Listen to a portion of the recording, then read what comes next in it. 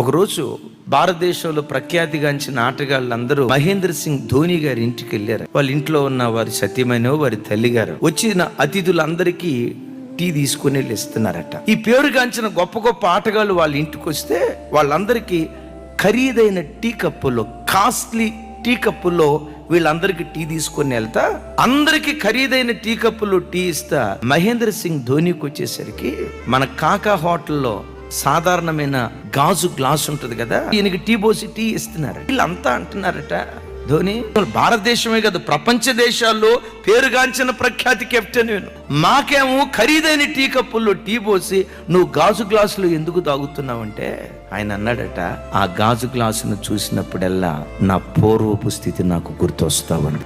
నేను అనుకుంటా వాళ్ళకి ధర్మశాస్త్రం లేదనే గాని వాళ్ళ మనస్సాక్షి వాళ్ళకు ధర్మశాస్త్రం అయి ఉన్నట్టుంది.